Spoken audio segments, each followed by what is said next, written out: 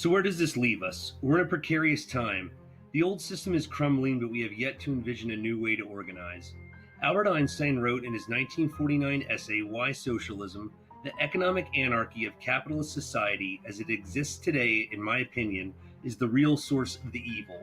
And the real purpose of socialism is precisely to overcome and advance beyond the predatory phase of human development. Since the Great Depression, many leftists have favored an intelligent planning over the dog-eat-dog economics where citizens made decisions based on maximizing individual gain. An economic system where the people get to keep the wealth they create rather than handing it over to a tiny minority who run the society. In the book Where Have All the Robots Gone?, the authors reveal people trapped in an unrewarding work life were also more likely to suffer from low self-esteem, a feeling of helplessness, alienation, and a variety of mental disorders, least likely to vote or participate in community organizations. Reduced in their potential, people take less initiative in other domains. In addition to the capitalist class amassing obscene amounts of wealth their workers produce, the fragmenting of work is pursued because it weakens workers on the job and in their communities, so they don't ask to take more of the wealth they produce for themselves.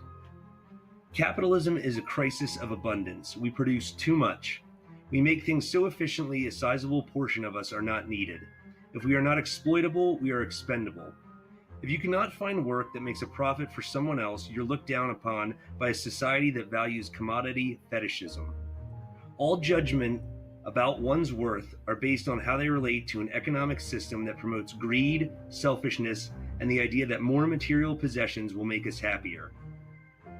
The truth is, as most of us are beginning to realize, the bigger the home, the nicer the car, and the more commodities we acquire, the more unsatisfied and emptier we feel because what we are really searching for is a connection with each other. The more cooperative people become at work, the more cooperative people become in the larger community, and this makes for a more just and civil society. We begin to think bigger and no longer think in terms of individual choices made to maximize personal gain in order to pursue created wants and cure manufactured symptoms. Capitalism puts profit before people. It commodifies everything from human beings to the natural world. It maximizes profits at all costs because capitalism does not care about the effects on others or the world, only its bottom line. We have to begin to ask, if workers controlled their work and communities controlled their lives, would companies pollute the river their kids swam in?